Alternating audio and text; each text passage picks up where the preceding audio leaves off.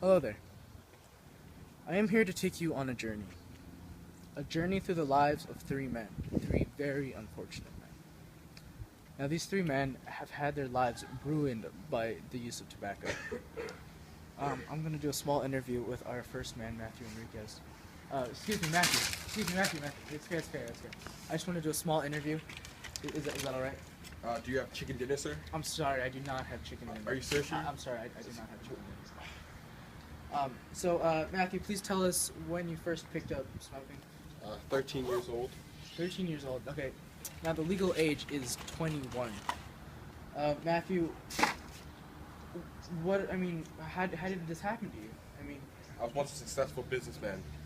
Then I picked up spent all my money on smokes. Yeah. Ever since then, I haven't been able to get women.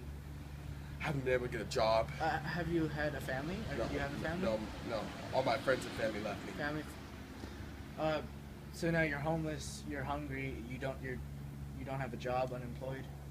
Yes, See, this is what smoking does. It used to have a well set off life, and now he's homeless. This is what smoking does. We've done research about the various consequences of smoking tobacco, and one of the most common consequences is actually lung cancer. We have brought in a special guest who suffers from lung cancer. He is the age of 62, and his name is Brandon Perez. So when I was a kid, I picked up smoking, and ever since, my life has been really difficult for me. My life has been affected in many ways, from my health to my family. I've developed and was recently diagnosed with lung cancer, and they operated on me, and that's why I have this hole in my neck. And it's hard for me to go out in public because of this hole. So I grew a beard, and now it's just very difficult for me to be with my family. My job was affected, and I nearly lost it. I can barely support my family. I'm afraid that one day I won't even be able to see my grandkids.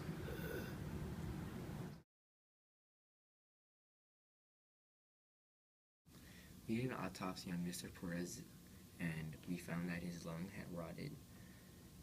It became smaller and blackened because of the 4,000 chemicals that mixed with the mucus and oxygen and carbon dioxide in his lungs.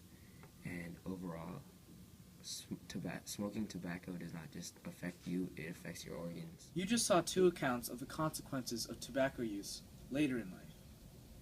Now we will see how tobacco use affects the lives of young people, particularly in the life of a young boy named Alex Nino, whose promising baseball career turned sideways.